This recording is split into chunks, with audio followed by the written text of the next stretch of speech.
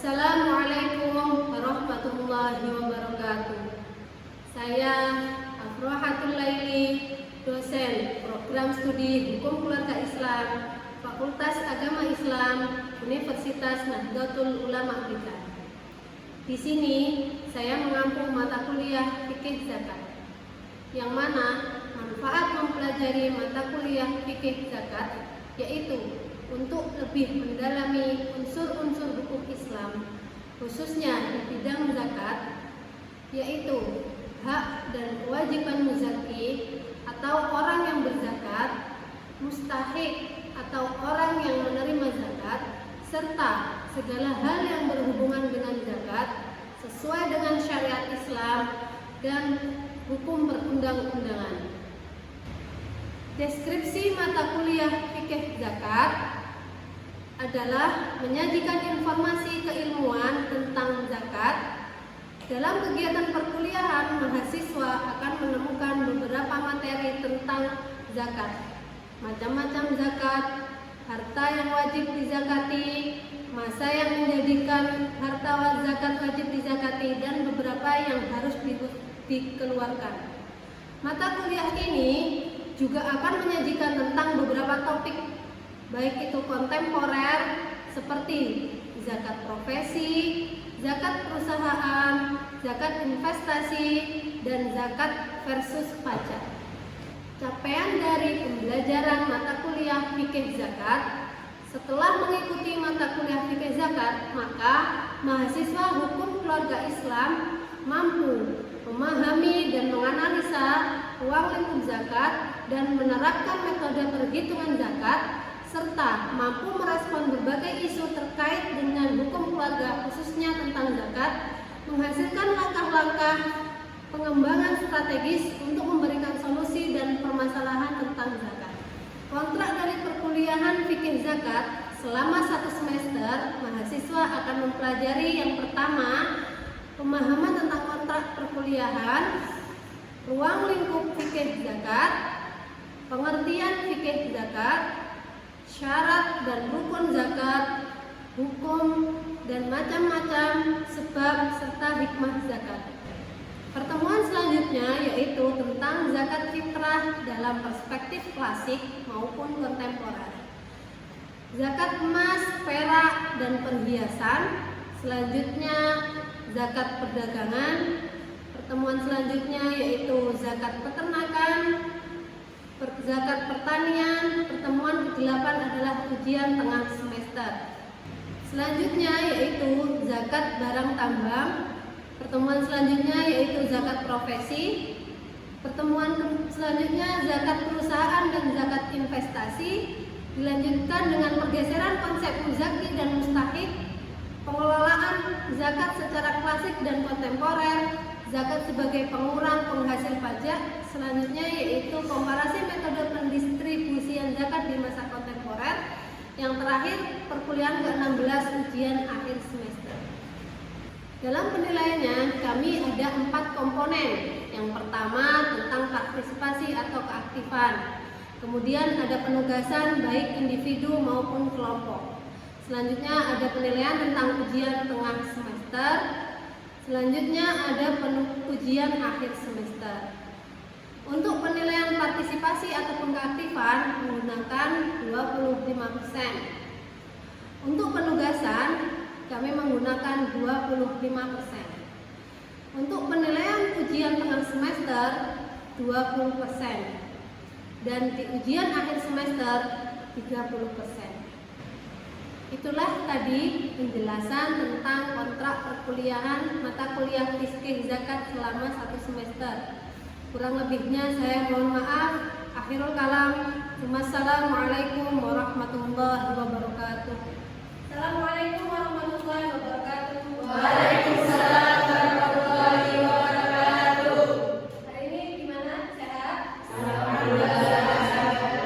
Sebelum kita mulai perkuliahan hari ini, marilah kita berdoa semoga kita mendapatkan ilmu manfaat dan nanti bisa diamalkan di masyarakat. Di dunia walaupun tidak musholihah al-fatihah.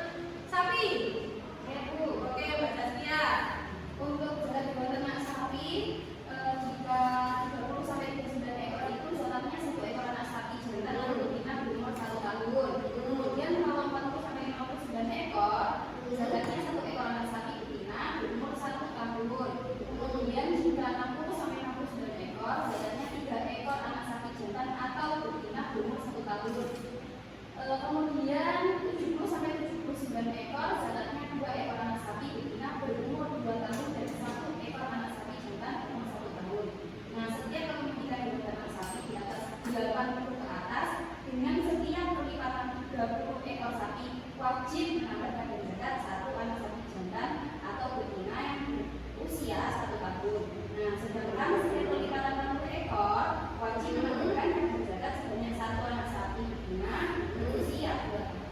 Oke, nanti itu jadi bagi orang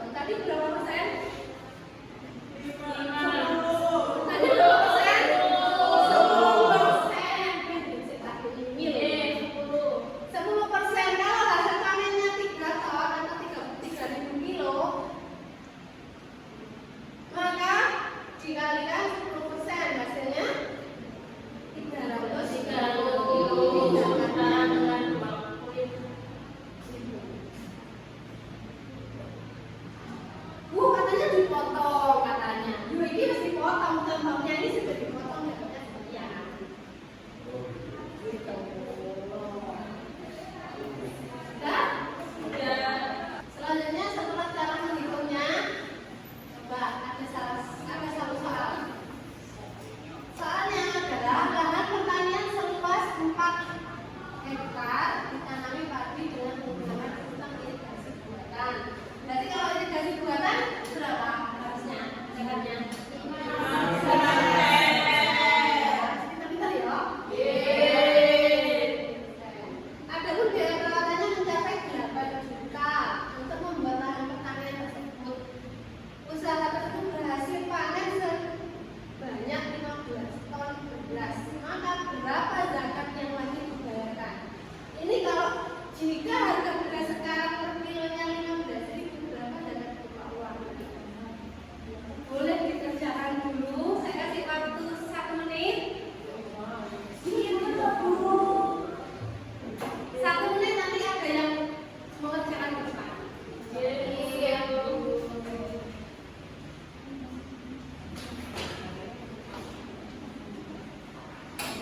Sudah selesai mengerjakannya? Sudah. Siapa yang mau mengerjakan? Mas Okin. Oke, Mas Okin. Yani.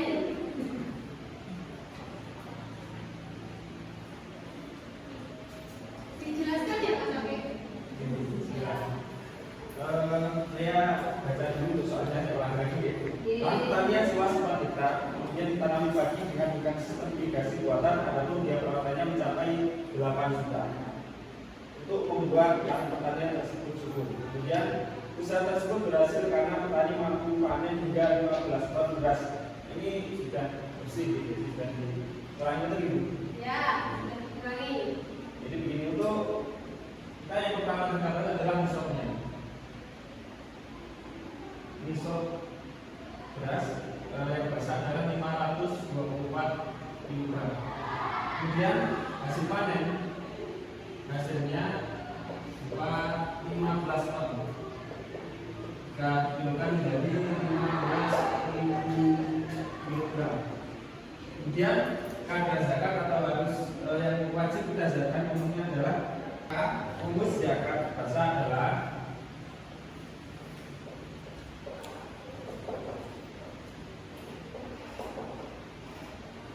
15.000 kg kita kalikan 5%. Hasilnya adalah setelah saya hitung adalah 750 kg yang harus dibayarkan. Kemudian harga beras tadi adalah pada hari ini harga beras per kilonya adalah 15.000. Maka 750 kg beras dikalikan 15.000 sama dengan zakat yang harus dibayarkan adalah 11.200.000.